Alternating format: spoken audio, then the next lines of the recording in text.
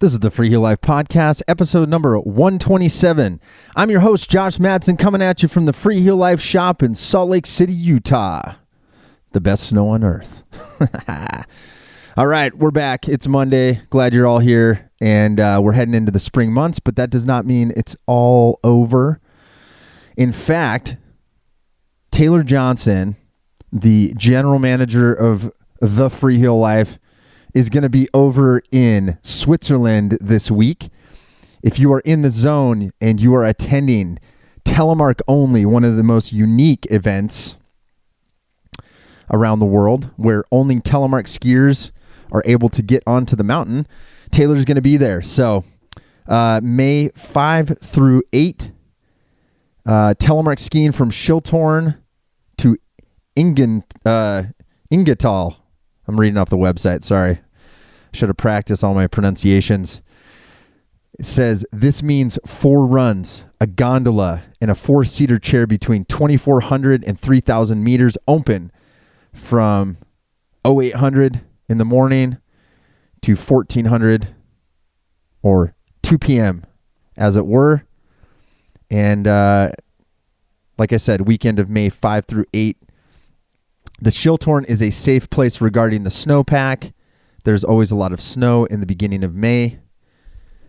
And it's an amazing event. I was back at this event in 2017. We went back there with me, Taylor, Alex LeBlanc, our ski tech at the time, and Ashley and the whole crew. It was a lot of fun, amazing. We had great snow that weekend, and Taylor's going to be there. He's taken over a pair of Protector 105 Freeheel Life skis. So if you're a large NTN, you might be able to snag a run or two on those. But wanted to bring that up. Schiltorn's an amazing place as well, in a beautiful part of Switzerland. I mean, what part of Switzerland isn't beautiful? Come on. And you can check that out. So other than that, not a whole lot else in the newsroom or notes. We're still jamming here at the shop, and we are mostly in summer mode at this point, preparing for next year, next season, and manufacturing some skis. So that's what today's episode is about, is our Freeheel Life Protector skis that we are producing for the upcoming season, and the pre-order opens today. So we are releasing a batch of 25 skis today. You can find them on freeheellife.com. It's on a first come, first serve basis. We will be releasing more, but we're going to be doing them in batches of 25. So freeheellife.com. You can find out more about the Protector. We've done some nice marketing videos to talk about the details, construction, and all of that. Nothing has changed from the approximately 40 pairs that we did this past season. So if you already bought a pair and you're one of the lucky few that got on them, this is the exact same ski, same top sheet, same everything. So I wanted to get Taylor on here as well, and we're going to talk through really more about the story. Why are we making skis? And we're legit making these. We bought the tools, we learned the process, and we're making everything from the cores on up. And that's incredibly important to us, to be the leader in the Telemark world.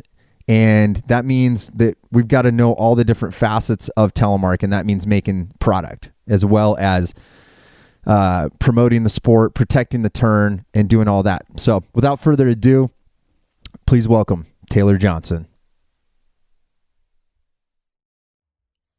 Taylor Johnson, what's up? What up? Welcome back. Telly Tay's back in the house. Let's go. Happy Monday. Let's go. Where does the let's go thing go from all of a sudden? What is this? I don't know. It's just fun. Like let's go. Let's get into it. We're talking about skis today. Let's go.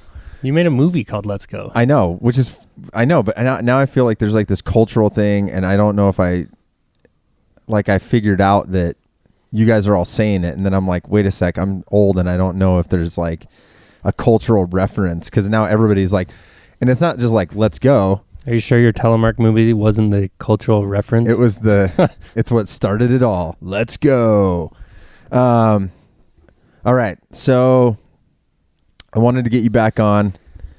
It's a important time of year. we're going to start selling skis again, and wanted to get you back on to talk about all this because it was, as you like to call it, the soft release. It was sort of underground last year. We keep talking about the Protector skis, why we made them, and then you probably never saw them on the website because they actually never existed on the website. And 35 people? 37 plus demo skis. So we probably made 40 skis. So there's 30 actual people, or 30 something people that actually have them out there in the wild. So I guess today for us, like, I'm going to reference the podcast that we did with Todd Harilla. He's our buddy who owns 7 Skis, helped us create and kind of mentored us through the process of making the Protector line of skis. So you can reference that one to kind of talk about his background and all that. But we've got Nate Nordell, who I had on the podcast last week. He's our new FHL manufacturing manager, and he's running all the ski stuff. We were just laughing because you might even hear him. He's putting edge and base together right now. So if you hear like a random Dremel noise, he's shaving the edges down of the skis as we're doing this. So, but Tay, why don't you? I figured, like, I don't know, like a good place to start with this is maybe refresh us about what the Protector skis are and why we attempted this project, and then we can kind of get into like what kind of skis are they. Well, I mean, why we even got into this is probably because, to be honest, you wanted to make Freeheel Life skis in 2015 or 16, and we sort of did.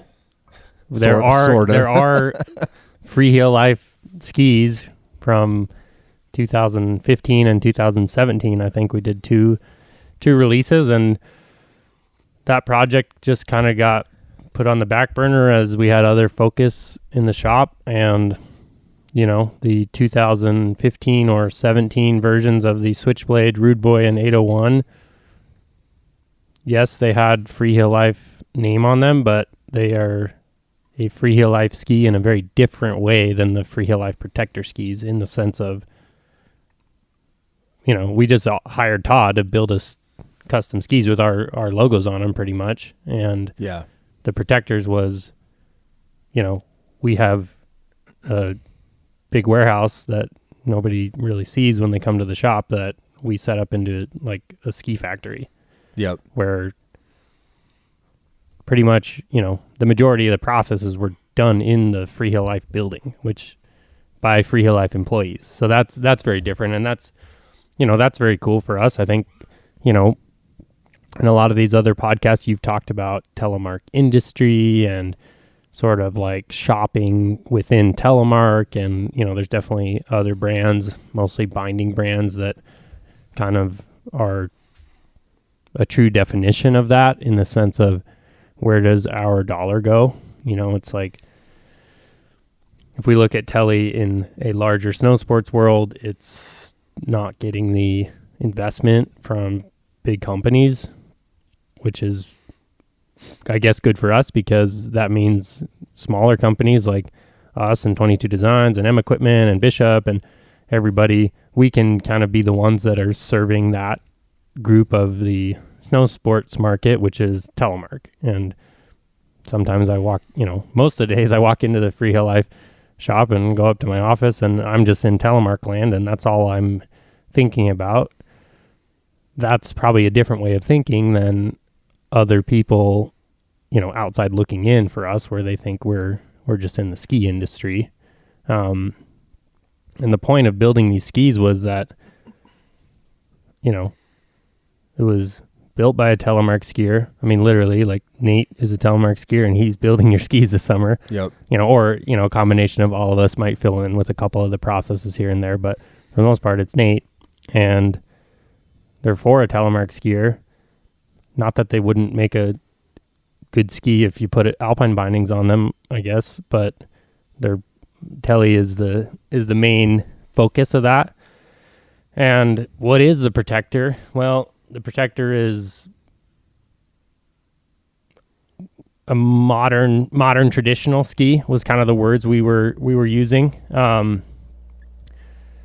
In the sense of what do I mean by modern traditional? It's kind of a carver ski, not like a race ski, but it can definitely carve, the tip shape and profile of everything like that. Like, they're not afraid to grip up, but a touch of tip and tail rise, and I mean like a touch. Like, they don't really look like they have some crazy tip rise, but it works. It gives the benefit of that tip rise of soft snow performance and ability to kind of pivot the ski a little bit.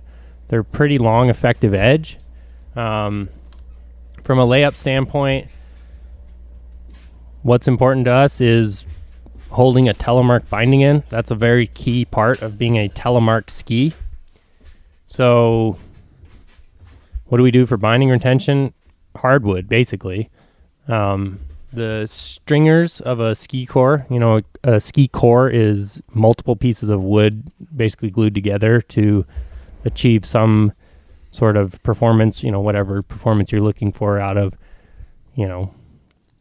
lighter woods, heavier woods, stronger woods. And, by going with a hardwood, which is ash in our case, ash and poplar in the cores, ash is underfoot. So, when we mount them, we're drilling into hardwood. And it's kind of interesting, like, if anybody out there has mounted skis before, whether it's in your garage or you worked at a ski shop before, like, you can feel when you're drilling into a ski the differences in construction in skis, and the protectors feel solid because ash is a hard wood. And I mounted a lot of protectors this year and they felt solid, which is important.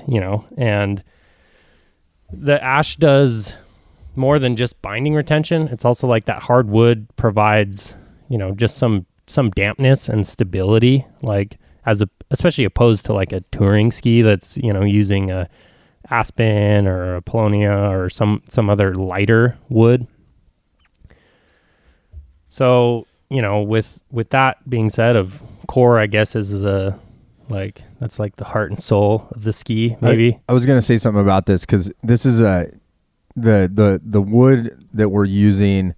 I mean, it's not like other ski companies don't use this type of wood, but I think this brings up a good point because I think it's important to let people know that we're not making Telemark specific skis, but we are a Telemark company that's making skis. And I think there's a differentiation there. Like, we're making a good ski. Like, yeah, you want to mount, I would love for alpine skiers to buy this ski too at some point.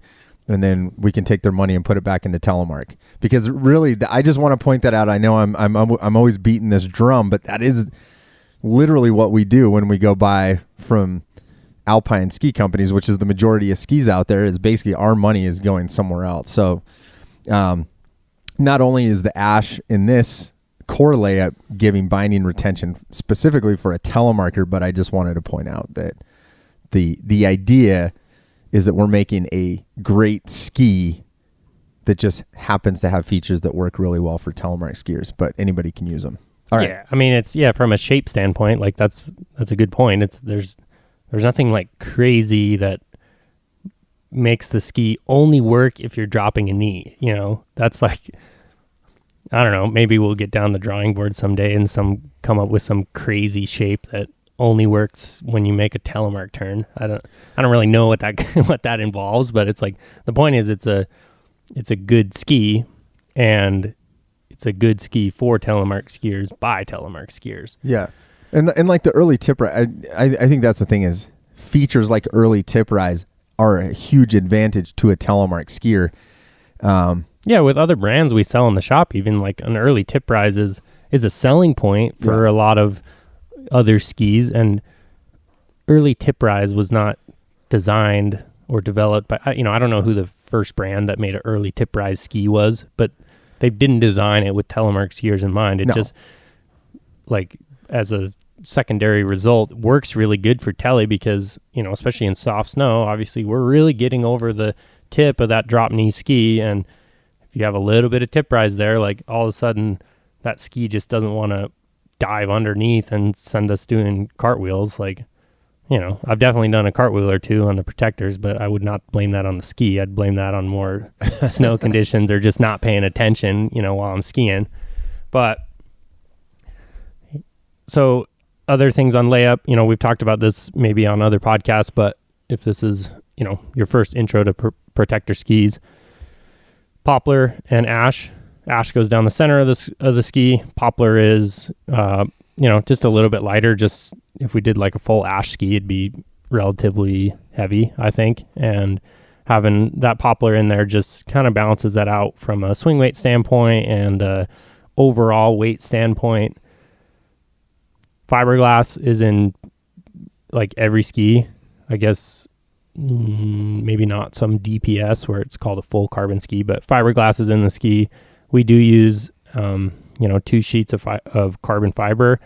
The carbon, I think, adds a lot of like energy or pop. It's like we kind of got to use some buzzwords with skis because we're just talking about this right now. Some of you were fortunate enough to get out and demo a pair last year, and everybody that bought one last year, just kind of bought it on faith, which was super cool to feel that support, but it's also kind of nerve-wracking. So if you were lucky enough to demo a ski and you're going to pick up a pair this summer and get on them next winter, like, lucky you, I guess. But so Poplar, Ash, carbon fiber, fiberglass.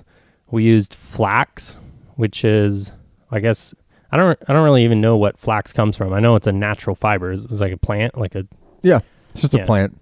So this flax really acts as a dampening agent. It's in the tip of the skis. The flax, just the properties of that fiber, plus it soaks up a lot of resin, helps dampen that tip, which I think is important because especially when we get in like choppy snow, if the ski's bouncing around a lot and deflecting, it's not that much fun. Like I want a ski to be sort of like I want to know where the ski is, especially when we're going through choppy snow. And if the ski is damp, it's able to like plow through the chop and snow like that. Where, we see, especially as resort skiers, like I ski a lot of choppy snow. Mm-hmm. Like, yeah, I do like to ski a fresh line. Everyone does, but the reality is of like where I'm skiing majority of the time is, it's chopped up snow and I need something that's pretty damp. Base material, steel edges, all that stuff is, we're using is good materials, partly from a construction standpoint. It's like, we want these things to be super durable. Like I want you guys to go thrash these and be able to thrash these. And like, I've definitely put them through the ringer. I mean, my pair of original prototypes that I've put 2 full seasons on basically at this point is, they don't look great anymore, but they've held up, they've held up. They've definitely served their purpose there. I was just going to say real quick, like one of the things I'm most proud of too is like the quality of the materials that we're using. This is top of the line stuff, like all the materials that we're building with are what you'd find in any other, high-end ski. And then obviously it's handmade, like you said, primarily we've got Nate running the gig. He's down there. It's crazy. We have a ski factory going on here where, all the quality control. We've developed these processes and are using, top of the line materials to make this thing. And it shows, I think that's what's really cool is like the quality of the product. That's what I'm most proud of is like being able to walk out with a ski on the snow. And it's like, literally, we know exactly what's going into this. And Nate and I talked about that a little bit last week, just like sort of the artisanal aspect of it and knowing we're kind of at a point in time where we don't even know where our skis come from anymore. And I think this is a really cool opportunity for us as a company to also make something where we literally know all the ingredients that are going into this thing. And I think that's even better for us to offer that type of confidence to the customer. Like, hey, here's what's in your ski. And we touched every single thing on it as we put it together. So yeah, for sure. It's cool. So I guess, what skis are available. We did a Protector 95 and a Protector 105. So what might you choose, what might make you choose a waist width? Honestly, just like be honest with yourself of like what snow conditions you actually get to ski. The 105 is going to lean towards slightly more fun in the soft snow, and the 95 is going to lean towards slightly more fun on the firm snow. Just by nature of a narrower ski is easier to get on edge. You can get on edge quicker. A wider ski has more surface area that allows for more flotation in soft snow. We did a 184, a 174, and we have 164s available. Nobody pre-ordered those last year, so we didn't build any yet. But just being honest with you guys, we didn't build any yet, and I'm going to make sure we build some of those this year, whether it's just for demo even. If anybody that is looking for a 164 ski, we can do it. But I want to have those available for demos because there certainly are skiers that, either just have a preference for shorter skis, or you're just a smaller person that doesn't need a 170 or a 184. Turning radius, both the 95 and the 105, the radiuses are the same. It's basically the exact same ski, just shrunk 10 millimeters. It's the 105 is 135 in the tip, 105 underfoot, 125 in the tail. The 95 is 125, 95, 115. So same effective edge, same camber profile, same side cut, just on a narrower or wider platform. The 184 is a 21.3 meter radius, which is kind of a medium long, medium radius ski.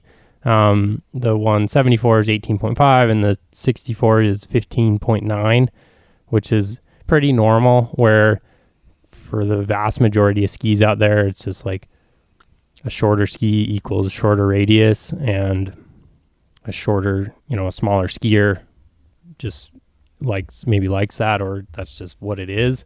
We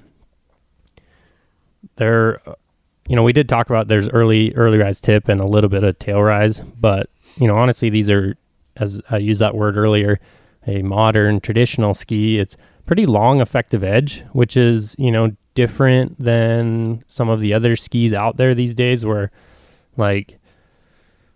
kind of cracked me up. One day I was walking through the tech shop and someone brought in a pair of DPS Whaler 112s, and if you know that ski, they have a huge tip and tail rise, and it was actually called out on this little marketing card that was wrapped around the skis of 55% effective edge.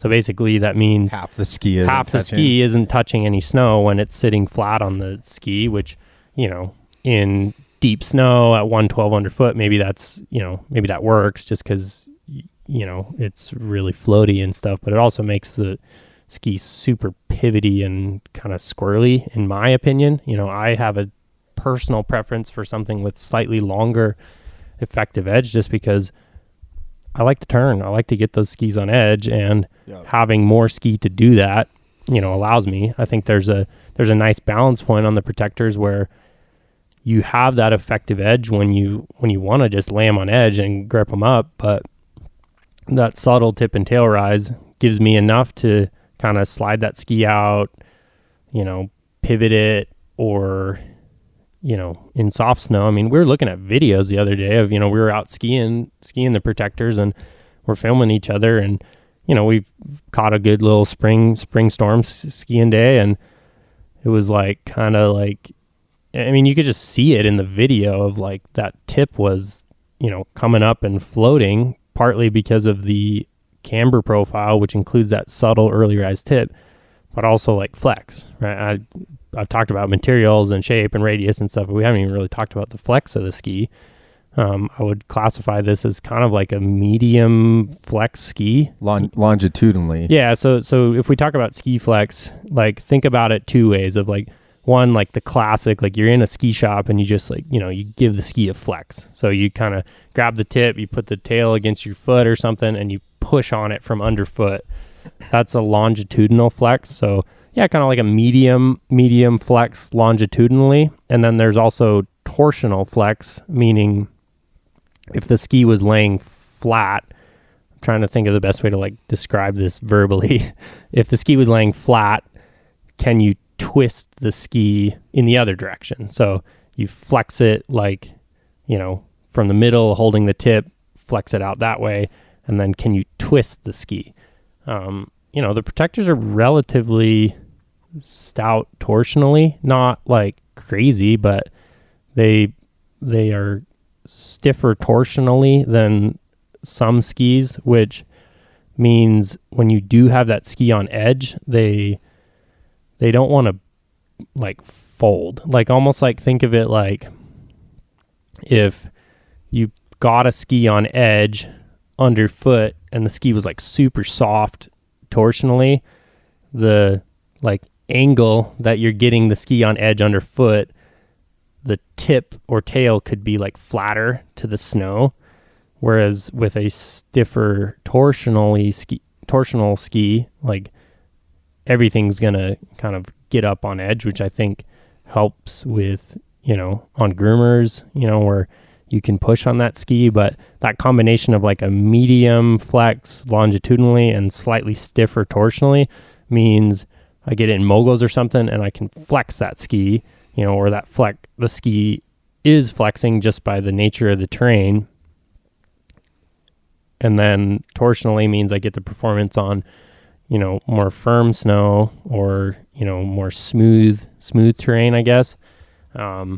Which I think there's all these other factors that go into what the ski does. Of like in moguls, for example, the carbon in the ski adds a lot of that pop and energy where I flex into that ski and it kind of wants to push back at me a little bit. So, it's like, it's lively. Like maybe that's a decent word for like a ski has energy, meaning like if I push into the ski in a turn, it's going to push back at me, which means as I push into a turn, apex the turn, then the ski has some energy and wants to kind of pop me into the next turn, which I think, is fun. It's pretty dynamic. It's like push into it, push back at me. I can push, we can kind of get in a rhythm when we're like, smashing a mogul line or something like that, which I think makes that fun, as resort skiers, we, and just telly skiers, I think skiing bumps is fun. Like if you can really get telly turns and bumps, like you're forced by the terrain to like make a turn in a specific spot, but it's like really satisfying when you like, even if you link like three good turns together in moguls, like those 3 turns are really satisfying, Yeah, for sure. Well, and I was gonna say too, like you're talking about the cool part I like about these protector skis is, like you said, there's this combination of sort of a medium flex. Like if you flex this on the floor, on the shop floor, it can kind of feel soft, but I don't think it's ski soft. I think it's more of a medium flex in terms of how it feels on snow. And like you brought up that spring day when I was out there, the cool thing about that, when I was watching the video and I brought this up, and I was skiing the 174 length of the 95 underfoot. Yeah, which some may say is like, a small ski for someone that's, of your size, maybe. Like, yeah, well, honestly, like I probably wouldn't even sell you. Like if you didn't know anything, like your body type and build, I'd probably sell you a 184. Well, and normally I would ski a 184, and that's what's interesting about this ski is, I like the 174 when there's not a ton of new snow, or I kind of want to wiggle through stuff like the ones, so I'm 195, 200 pounds, 6 foot, so I've got some weight, and I still feel like I was able to get the performance out of the 174 I wanted. Again, normally I would ski a longer ski. Yeah, but it kind of depends on terrain preferences, like going with that 174 when we were, making laps through the trees or the moguls, like you're just able to move that ski quicker. Like I think, that was another day we were skiing together this spring, and it was like, it hadn't snowed for 6 weeks. So the moguls were just massive, like deep trenches in between them. And we were going back and forth with each other on, 84, 74, 84, 74, like every other lap or every 2 laps. And I mean, both of us thought, oh man, this like just by the nature of the terrain of these like super deep moguls, it was like the 184 kind of felt long, even though, you know, I have 184s in my personal, you know, quiver. And for the majority of the time, it's like, you know, when we have good snow, I get to ski more wide open terrain where I can make bigger turns where the 184 works. But the 74 was like fun just because it was like snappy. You know, if we're skiing terrain like, you know, like the Midwest, you know, and last year when I went up to the, you know, Midwest Telefest, it was like I just brought my normal setup, and it kind of felt long just because skiing the trees was tighter. So tight. Like, it's not that I couldn't do it. It was just like I had to work. You have to work a little more to turn a longer ski quicker. Whereas, you know, a shorter ski is just inherently easier to turn quicker. Yeah. And I was going to bring up too, you know, you were kind of describing, I think you did pretty well describing the torsional flex of the ski. I mean, this is not, I'd say torsionally, it's not so rigid that it's like a race type setup, but it does get on edge. And I think that's what's kind of cool about what we've been able to put together is like, again, this medium longitudinal flex with a pretty substantial torsional flex. Like it gives you this all mountain ski. So you can like, you know, if you, you know, we talked about this, I think last week with Nate, cause he literally has a quiver of like, God knows how many skis. Yeah. You know, the average person's got like 1 or 2 pairs of skis. And I think this is when we talk about like a modern traditional ski, you know, this does a lot of things well, but maybe, you know, it does a lot of things well, but it's not like so specific to one thing, you know, like you can ski the chop, you can carve, you know, and I kind of, you know, I thought this might be a good opportunity for us. The best part about this, like, again, you said, you know, thankfully all these people supported us last year, literally not knowing, because we're like pitching them like, hey, we're making skis. And people are like sight unseen. Hey, I'm going to drop my hard earned money on these skis. And I think what's different this year is we actually have some feedback from people about what they think, which is better, because we could obviously get on here and we're like, you know, shooting the shit and we're like, these are the best skis ever, we made them, you know, you should buy them, but that's not really. I mean, I am proud of these skis. No, like, me too. It's a very good ski, and yeah, I mean, I guess ultimately we're trying to sell them, but you know, I think what's something important to note is that, like, you know, I listened to Nate's podcast last week, and you guys commented like it's impossible to make a ski that does everything perfectly well and pleases everybody, which is important. You know, I want you to like the Protector, but the Protector just might not be the ski for you. Now, that doesn't mean we might not make another model that might be your type of ski. Just give us some time here. We're worried about Protectors right now, and you know, other models or shapes or layups, you know, those will be down the pipeline in the future. Yeah, I mean, we got, you know, of those, you know, 40 skis we built last year, and, you know, 30, 37 or 35 or whatever it was that actually ended up in customers' hands. You know, I was curious as to what people thought about them. So, you know, I sent them a survey. I said, fill this out for me. You know, I asked about liveliness, dampness, you know, best at what speed, turns, are they good at long, short, medium radius turns, you know, how easy was it to turn, hard snow, soft snow, crud snow performance, an overall ski rating. And then, of course, I want like more descriptive words. Like if you just tell me the ski is, you know, 4 or a 5 out of 5 on crud, I mean, that's helpful. That means it achieves like crud snow in resorts, which, you know, the other thing, I guess, I don't know if we even really mentioned, like this is really more of a resort leaning ski, you know, like weight wise, we didn't really even talk about weights, but the, you know, 184.95 is roughly 1,800 grams per ski, which maybe that means nothing to you, but it basically means it's not a crazy light backcountry ski, and it's not like a crazy like resort ski with 2 sheets of metal in it that weighs, 2,500 grams or something. Like, it's sort of like in that mid-weight ski where it's, if you want to go for a tour, it's not going to kill you on the skin track, but it's also not going to like make you hate your life skiing a touring ski in the resort where it's just like super light and getting deflected around. But so let me look at, I'll read some of the feedback here from people.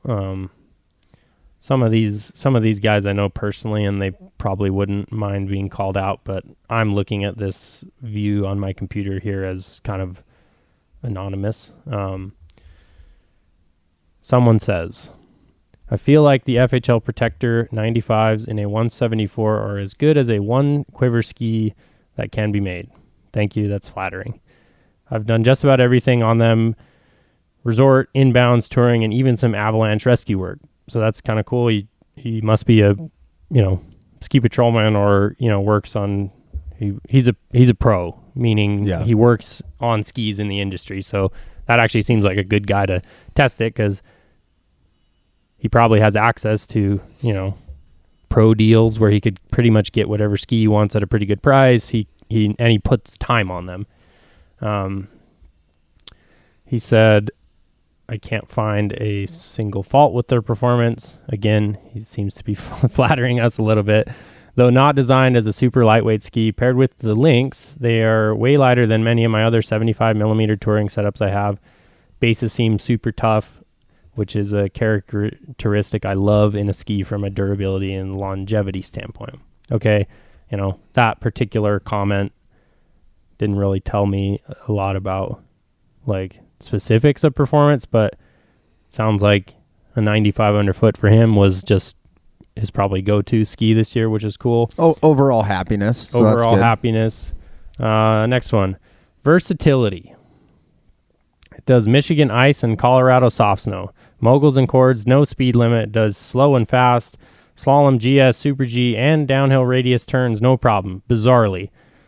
It never loses its cool or makes me nervous. I love the commercial grade HD top sheet, which is, from a material standpoint, it's a nylon that's kind of like an industry standpoint. It's textured, so it doesn't scratch super easy. And, again, we didn't want to cheap out on any of this material because, we're just like, I'm hesitant to stick the Freeheel Life name on something that I don't think is really good. He said it makes him telly better. Sweet. And he says he wants to order a pair of 164s for his wife. Great. Well, I guess I'll have to figure out who that was and give you a call, and we can get a pair of 164s built. See, and I like the diversity of what he's saying though. Like Michigan to Colorado. I mean, that is, again, can you make one ski that's going to be great for everybody? No, but I think the way that the ski's built and the materials and the flex, everything we've been talking about in terms of performance, I think that's a great review. Just because it sort of spans two different areas. And that's a common thing too, is, especially with like all these different passes and stuff where you can, you buy an Epic pass and, Mount Brighton outside of Detroit, I think is Vail now. I mean, you could literally ski there and then go to Colorado. And I think that is a fairly common, whether you're going to New England or you're going to Colorado or Utah or California. I mean, yeah, sometimes you just want to take one pair of skis or two pairs of skis, and I think this fits that well. Yeah, for sure. Also, I wanted to comment on his comment of slalom, GS, super G, or downhill radius turns, no problem, in parentheses, bizarrely.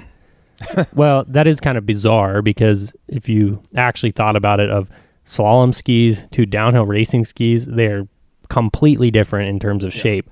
But I think what we're talking about with kind of this medium longitudinal flex, but a slightly stiffer torsional flex, means for a slalom turn, okay, like if a ski has a turning radius, like if you just let them run on edge, and let them make a big wide arcing turn and sort of like let the ski let you turn or make you turn rather than you make the ski turn, more torsionally rigid allows you to do that, but that, medium or medium or like softer than torsional longitudinal flex allows you to kind of bend the ski. Because, if the ski is not so stout, like you as a skier can bend the ski and, basically change the radius. Like when we call the 184 a 21.3 meter radius, yeah, from a math standpoint and a design standpoint, like that is the radius of the side cut. But if you flex that ski, all of a sudden that arc is a different arc. So, I agree with him here of that you can basically bend the ski into a shorter radius turn if needed. Yeah, it's got versatility. Stable enough at speed to just let him run, which is cool. I was going to just add one thing, because one thing you and I have talked a lot about is, people could if people follow us on Instagram, or maybe there's like a video of you or me skiing. Oftentimes I feel like we're going way fast. And, when we tested these skis, we made sure to not just bomb hills, I specifically remember like trying to make tight turns, slow turns, medium speed turns, fast turns. And I think that's what we were trying to shoot for, is the ability to do a lot of different things. Yeah. Because, not everybody's just bombing down a hill. Yeah, sometimes maybe the video we post on Instagram is the one where we're bombing the hill just because it looks cool. But yeah, we're trying to get rad, but dude. but the reality of it is we're not always skiing like that, and yeah, being able to like test it from like, okay, we're trying to build these skis, like what do these do at this sort of speed or this type of turn or this type of terrain, because you and I don't ski the exact same, and we don't ski like all of you listeners out there. Like everybody has their own unique style preference. You and I might be standing on the same mountain and see a turn, see the line differently, just like what little feature we want to go hit or how we want to ski the mountain. It's like, and that's important, where it's like, we might be on the same exact setup. We might be on the same ski, same boot, same binding, and end up doing that completely different. Another one that I thought was interesting, because he compared it to another ski he owns, which is also another ski we sell. Really enjoy how one can hold an edge, just carve through almost any condition. As noted above, really seemed to shine on those chewed up powder days. We didn't have many deep days in the Boise area, unfortunately, so I spent a lot of time on groomers and crud. These skis were great. One morning on a softer snow day, a few days after a good storm, I skied my Volley Superchargers and then switched to the Protector 95s. So Supercharger is, 106, 108 underfoot. Volley does a little bit different than us, where they vary the waist width depending on the length of the ski. But I switched to the Protector 95s in the afternoon. While both were great in the conditions, you could tell how the Protector 95s really carved through the snow rather than surfing a bit on top.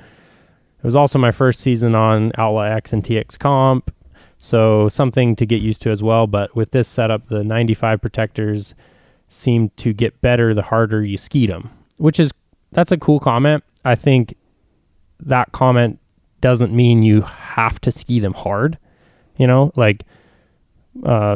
one Protector customer that I know very well is my father.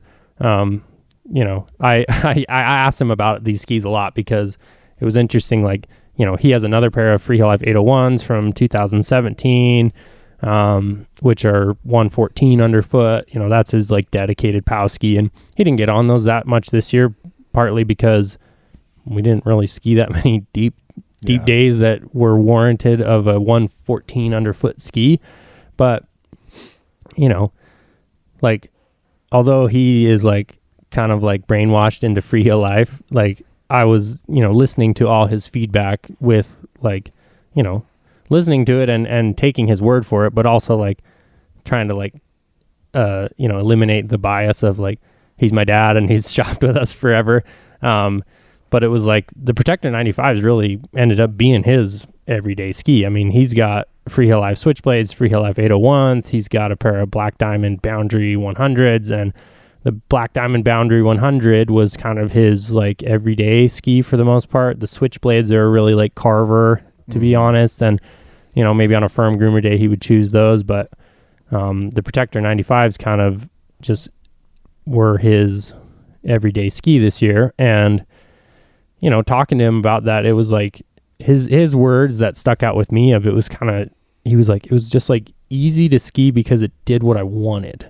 Meaning, like, as I interpret that, it means like he can turn them when he wants. He can make a short radius turn, or he can let him run if he wakes up, like he would say, if he wakes up in the morning and the body just happens to be feeling good that day, maybe he'll want to ski a little bit harder. But that's was a good bit of feedback for me of just like they kind of just did what he wanted. He's a good skier, but he's in his 60s. He's not super aggressive. He probably prefers to ski blue groomers most of the day than go venture out on the high traverse at Alta. Like, that's just kind of the reality of what he is.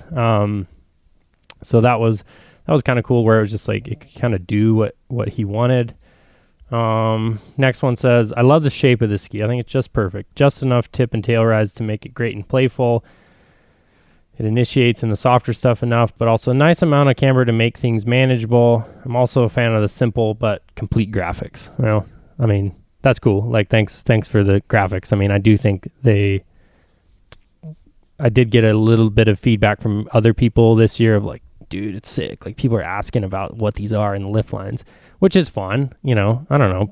Like, you also did the graphics, so of course that's sweet. Well, that's fun for me, I guess. But yeah, it's like, the graphic is not that complicated. It's not that, I think radical, but it is eye catching, and it's very clearly a Freeheel Live ski. But it's also like, that's kind of fun. Like, I don't know, we want attention. Like, yeah, if someone asks you about what you're on, like, I don't know, you want to tell them just because like. It caught their eye, and it makes you feel cool. Yeah. Well, and I think even down to the graphics, we talked a lot about this, and that was something we did learn from 2015 and 2017 is, I mean, I guess 2015 when we put those out, we did a wood top sheet because that was really what was available. Yeah. And the wood veneer was cool because like each ski was kind of unique and stuff. True. But we went away with that to then fully Josh Madsen style art. 2017 was like skulls and mountains and switchblade, actual knives, and checkered rude boy dancing skeletons. Shout out to all you ska fans out there. But no, it's funny, and I love those graphics, obviously. But I think when we were doing the Protector, kind of because it was sort of this modern traditional thing, we also didn't want to detract from a great performing ski by making it some graphic that maybe somebody didn't want to rock. They didn't want to be that radical. So even down to that, I mean, I'm proud of us even for that. And Tay, you did a great job. Little do people know that the original graphics on the veneer skis, wood veneer in 2015, you're the one who did these like reverse cutout stickers that we then hand spray painted all that on. Yeah. And so it was kind of cool that you did the graphics this year. So there you go. There's your FHL history. I think those of the kind of like open-ended questions for like reviews, I think that's maybe pretty fair. I mean, for the most part, everybody there was talking in the same way. Now, I'm happy to read some of the, I guess, this was the question was, what would you change or what would you want to change about the ski / negative feedback? I said, the more descriptive, the better. You will not defend us. My goal is to improve. If something's not working for you, let us know. This person says, I'm an East Coast skier and it's mostly crud, hard, icy groomers. You might consider a smaller waist. Okay. Well, yeah, maybe we could make a Protector 85 at some point. This summer we will not be, but 95 I think is kind of that sweet spot where it is nimble enough on firm snow, but if it was really like, this is like my firm snow groomer dedicated ski, even a couple millimeters narrower, something in the 80s range might be better. So that was just one piece of feedback. Another person said, any handmade ski is likely to have some cosmetic imperfections, which give the ski character. If I had to pick one thing to be improved, he says that the top sheet graphic was just barely off center. Okay. Yeah, like, sorry about that, I guess. We did like sort of change the way we mark the center lines on the top sheet in relation to the mold. So hopefully that those are all a little straighter next year. Another guy comments kind of on the finish and said, there was like a little bit of a rough flange around the base that seemed like it gets sanded around the tip. No big deal. I used a file and removed it. Other than that, I'm super happy. Okay. So, handmade, like, it's not, I saw a video from the Atomic Factory, which is a very different scale. They're about the same size. Very different scale than the Freeheel Life Ski Factory. They had like a robot almost like a robot that they use in like car manufacturing. Like if you can think of that, of like some like big robot arm that like grabs a door and can like move a door in 360 degrees to get it, so that the technician can, screw the bolt in or whatever. They had these skis attached to a robot that was then programmed to cut that out. At this point, Freeheel Life does not have the budget for a robot. We got Nate. We got the Nate bot. I did share all this feedback with Nate, so maybe little finishing things like that can be good.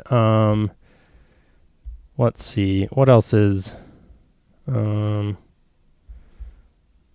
think negative. I don't know that, like, as far as there was one other customer that was not really super stoked on these, and I think this might have been just like we sort of missed the sales pitch on them.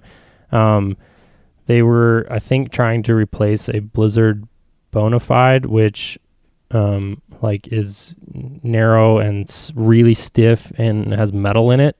So I will comment on that, of like I just mentioned, the Protector might not be for you, and that's okay, because maybe that's a place in the future Freeheel Life lineup that could be filled by that. I don't usually ski a lot of metal laminate skis. Like I have like clipped into someone's, skis before that have metal in the layup. I would comment that metal is a good material in skis for like almost like stiffness in 360 degrees. So a combination of longitudinal and torsional. The metal is also like very damp, almost like dead damp to me. Like non-metal skis have a little more energy. Metal skis have a little more like just like sort of just like plowing through, and I don't personally as a skier feel like I get a lot of like feedback from the ski. So maybe if your normal ski has like 2 sheets of metal, just know that the Protector is a very different layup than that. I don't really see what else. I don't know. Fortunately, we didn't get a lot of negative feedback, and maybe that was from a good sales pitch last year where, we did this sort of like underground soft release thing, and literally it was like a 20 to 30 minute phone call with me or Miles, and we discussed everything from what skis you've been on, what's your preference, terrain type, and ultimately got down to what protector was going to be the best for you. So I think for the most part we did pretty good due diligence of like working through with you of what ski is gonna be on, end up on your feet this coming winter. Yeah, and if you're listening to this podcast now, I mean, hopefully this is helpful to you as to what you're hearing. And as of today, we're basically, the way we're going to be doing this year, we're increasing our production. So we're pretty much doubling our production as of right now. And as of today, we're releasing the first 25 pair of skis. But unlike how we did, like Taylor was saying, last year was kind of underground soft release. I mean, we literally had this list of people, we were calling. These are live on the first batch of 25 is live on the website. So once they're sold out, they're gone. And there's an option for the down payment. So you can break it up into basically the down payment and the final payment, or you can pay up front. Maybe, and Taylor's and Miles have done a really good job of putting some marketing videos together, making sure the listing has all of the product listing on the website, rather has all the information that we're talking about.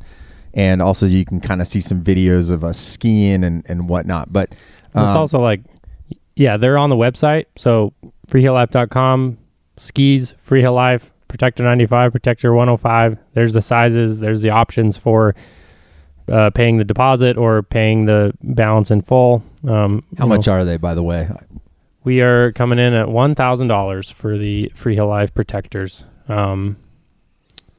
At that price point, we're able to buy, good materials like top tier steel edges, top tier bases, top tier top sheets, good fabrics, good wood, good ABS sidewalls. And you can do a deposit of $700 if you want to break that up a little bit, and then the remaining balance will be right before we ship them. And they're live, ready to go. We're around if you need to call us and want to talk us through this, because a pair of skis you might have never been able to try or even touch and feel. Like if you want some more details, or ask a lot of the questions about the stuff we've just spent almost probably an hour talking about, you can do that. Like, we're around. We're happy to talk about these. We love talking about these. We're super stoked on this project. But if you did get a demo on them, or you just think, you know what, I've heard enough, this sounds like a ski that works for me, add to cart and check out, and we'll start working on them. And then, like Josh said, we're doing sort of like, we're kind of releasing these in batches. That's just kind of the way we've worked out our production schedule to, manage through about 25 pair of skis at a time. If it all goes well for us and you guys are all super stoked on these and those 25 are gone quickly, like, stay patient. We'll get the next batch up and rolling, at some point this summer. And, the goal is, by breaking that up into batches of 25, it sort of allows us to just deal with that a little bit more easily. Like, it's a lot of work that goes into these skis, and it, if we just pre-sold everything right now, it's a little overwhelming, to be honest. Like, even last year when we cut it off at 40 skis or 37 that we sold, and we wanted a couple demo skis, it was kind of, you and I were talking, and we were very confident in our ability to make one ski, but we just hadn't seen the process of repeating that over a lot of skis. And, last year with that sort of, soft release, we were able to get through that and figure out, okay, how do we do this process over and over and over? Now I'm ready to do that again with our crew here, and we're going to do that again. We're going to repeat the process. These skis are are unchanged from last year. I think that was another thing too, is like, you know, yeah, we skied these a lot this year, and, you know, we were happy with what the Protector is, and the sort of R&D conversations that we were having were more geared around, well, what's like the next ski in the lineup that we're going to add, not necessarily just tweaking the Protector to tweak the Protector, because for what we designed the Protector and built the Protector to do, we thought the Protector did that well. So anything else we want to talk about with the Protector? No, I think that's it. So yeah, batch number 1 for the 2022-23 season is live on the site. Go to freeheellife.com, pick it up. And thanks for coming on and feeding us the goods. Yeah, you got it. Telly-tay. Always fun talking about it's always fun talking about Telemark stuff, but it's super fun talking about like skis that we're building. And if you're listening to this on Monday morning, 2 p.m. this afternoon, I will be hopping on a plane and going to Switzerland for the Telemark Only Festival. And I have a pair of freshly pressed, they were pressed last week, pair of Protector 105s. So I'm kind of taking the gamble of hoping that we're getting some snow. So I went for the wider waist width. You did that last time and it worked. I did that last time and it worked pretty good. So we'll if you're listening to this from Switzerland, or if you're happening to travel to Schiltorn for the Telemark Only Festival, maybe find me, and if you're an NTN large, we could swap for a lap. I'd be happy to let somebody else take them for a lap. Love that. All right, sounds good. And you can follow Taylor's Adventures at Telly-tay or on the Freeheel Life Instagram at Freeheel Life. We'll be. I went on an online shopping spree last week, so I got a bunch of extra camera gear and stuff. So we will be fully documenting the trip because it's super epic, and I've been there before and had a blast and can't wait to go back. And wish me luck on safe travels and good snow, and I'll be back to work after my trip. I love that. And actually we're going to have, I'm connecting with Paul Fluke, who is the organizer of that. So he's going to be on the podcast coming up in the coming weeks too, to talk a little bit more about that so you can plan for next year. All right, brother. Talk to you soon. Adios. Peace. All right. Great to have Taylor on. I love that we've been able to have sort of a reoccurring theme of having him on the Freeheel Life podcast. It's always great to catch up on what's going on. And I think today's episode was just, really important. I know to both of us and the rest of the team here, but it's manufacturing skis is such an incredible part of this journey for us. It's part of what the original idea of Freeheel Life was as a retail space, was to be able to create the majority of the product ourselves. And, for those who've listened to the podcast, previously, there's kind of a long story of what the initial idea was and the need for a Telemark shop in the area and around the world, and getting back now to really making our products. And that's what this is all about. But I'm just so proud of us, and I hope this podcast was fun for those of you to listen to. And we would love to have you on our skis, just like we'd love for you to shop at freeheellife.com or come into the shop during the winter when we're open. But like we said, the listing, the actual product listing for the first time ever is on freeheellife.com. If you just want to check it out from a curiosity standpoint, please go there. We've got also a review on telemarkskier.com. It's not premium. You can check it out. Craig Dostie did a review on the skis. And I know we Telemark Skier Magazine, Freeheel Life, we're all kind of one family. Telemark Skier, we definitely try to cover a variety of topics and not just Freeheel Life stuff. So, we told Craig, be honest, dig into it and really try these skis out. So I think he's done a great job of giving to the best of his ability, a non-biased opinion, and take it for what it's worth. We'd love for you to check it out. And obviously we want everyone that supports Freeheel Life to support Telemark Skier Magazine as well, and our skis. So hope you guys dug that episode with Taylor. If you're over in Switzerland, take a picture with Tay, send it to us. You can find us at Freeheel Life all across the interwebs, Instagram, Twitter, Facebook, the like.